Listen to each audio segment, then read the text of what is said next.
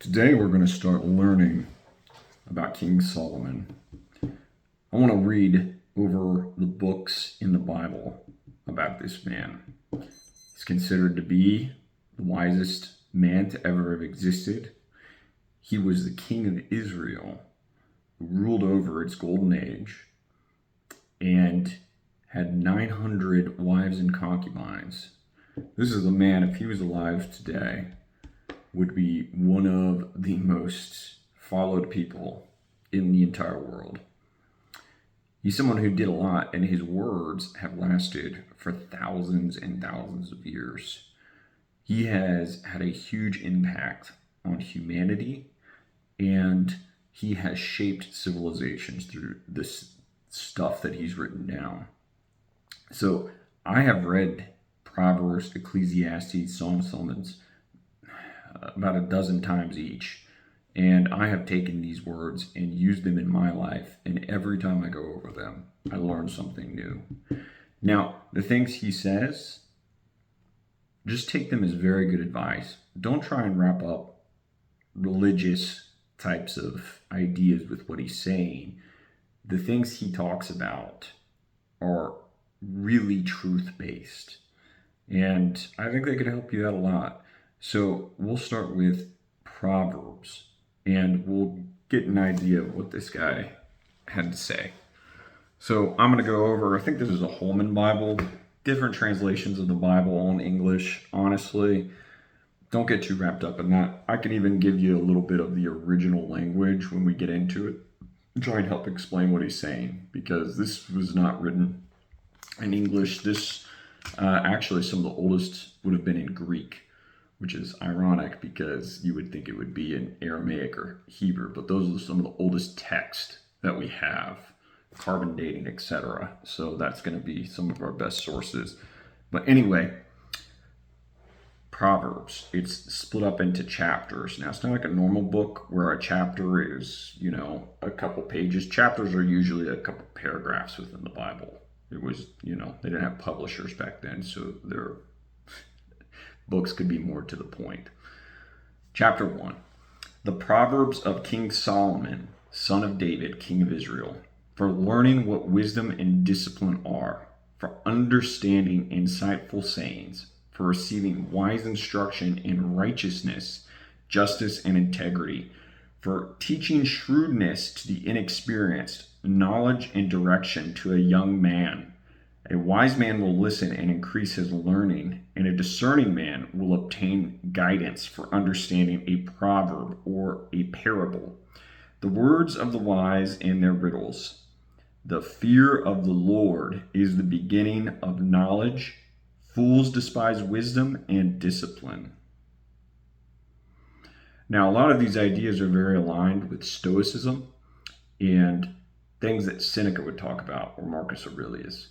King Solomon, you have to understand, was in charge of a up-and-coming kingdom in the world, and he had to learn how to manage a very powerful country when a lot of the people in the country wanted to take his throne, and a lot of people also wanted him to succeed. He had a lot of popular support amongst the people because he was a son of David. David was the hero of Israel. He was the man who conquered and killed Goliath. He killed 200 Philistines by hand, all by himself. He took over the kingdom from King Saul, and he was a real hero type. And so a lot of people wanted him to succeed, and he ended up, having to learn a lot. And on his coronation, or when he was to be accepted as king, God came to him, as the story goes, and said, Solomon, you are the son of David, one of my faithful servants. You are a blessed person. What can I give you since you are David's son? And Solomon said, the only thing that I want is wisdom. Wisdom is the most important thing to me. And God was very pleased with this, and he said, because you have said this, and not to ask for riches or power, I will give you wisdom, and I will also give you wisdom and power beyond what you can believe. And that's how the story goes, and that's what happened for Solomon. He was one of the wealthiest and most successful with women the Bible says has ever existed. And I think a lot of young men identify with wanting those things too, and that's why this book might be appealing to you. So going over just this first part of the first chapter, the introduction, he even says this is for young men. And he also states kind of the thesis of this whole book. And he sums it up in verse 7 very clearly. He says, the whole point, or the most important thing, is the fear of the Lord is the beginning of knowledge. Fools despise wisdom and discipline. The fear of the Lord. What is that? What is the fear of the Lord? The Lord, in this context, he's referring to is God, God of the universe. And that can take a lot of understanding. Why would the fear of God be the beginning of wisdom? Well, you have to think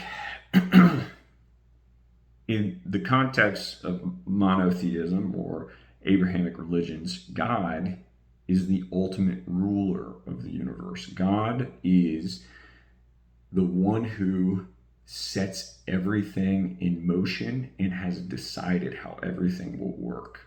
And at the end of the day, he's the ultimate backstop who will have the final say in everything. So, very first, if you have a fear for God or you are respectful of who God is, then whenever you make decisions in life, you will take into consideration first, is what I'm doing something God would approve of, or is something that the universe accepts as correct? Is this something that will work in alignment with reality? So you have to be very respectful to the way the world works if you want to be wise, or if you want to understand what is going on. This is key. You in life have to pay attention. You have to not look at the world as, this is how I want it to be. This is what I want, and because this is what I want, I will make it work the way that I want it to work. You have to humble yourself, and you have to be fearful of the consequences that will come on you if you try to be proud and make things happen the way that you want them to happen. This is a real cornerstone of what's laid out in this book. So in my personal experience, I have tried in the past to be successful, and I've thought maybe if I take shortcuts, like let's say things like I want to be wealthy or something, and I think, well, maybe here's a basic one everyone likes to fall for is lottery tickets. If I just buy a lottery ticket, I'll be rich, something like that. I think we all pretty much understand. They call lottery an idiot tax, because all that money gets collected and given half of it to the government whenever there's a winner. You're going to have to buckle down, and as it says here, fools despise wisdom and discipline. A lot of life is having a strong sense of discipline. Now, discipline is the act of telling yourself no. That's really what it is, if you want to make it as simple as possible. I want to eat the donut. No, I will not do that. I'm disciplined. Why? Because I know that if I eat the donut, it'll make me feel bad, it'll make me fat, and I won't be as healthy. Right? I want to spend my money on some frivolous thing, sports gambling. You have to tell yourself, no, that's not the quick way to get rich. It would be better if you invested it appropriately. So this fear of God thing, don't think of it as someone who is hiding in a closet or cowering in a corner, afraid of who God is, afraid of that he's this angry and, chaotic force that just wants to hurt you. When it says fear, it's referring to respect. Just like you are doing a deal with a business partner, you don't fear the business partner, you respect them. Now, I'm not trying to twist these words here. I'm trying to get across the essence of the idea. You have to look at the universe and tell yourself, I am not the most powerful force in this existence. I am not the one who gets to decide how things go.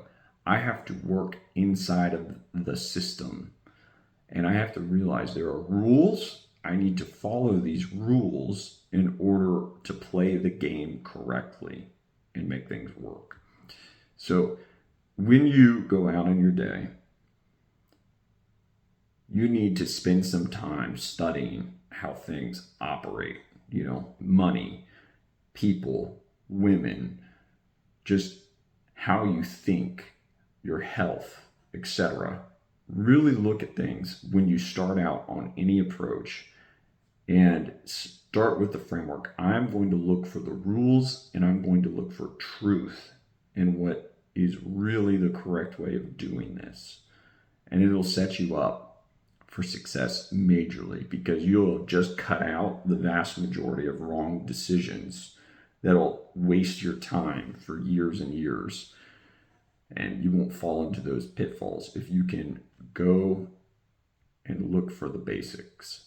All right, I think that's a good one for today. Tell me what you guys think. Do you want me to keep breaking down Proverbs and some of the things that Solomon said? Let me know. Maybe this stuff will be helpful. Hey, have a good one.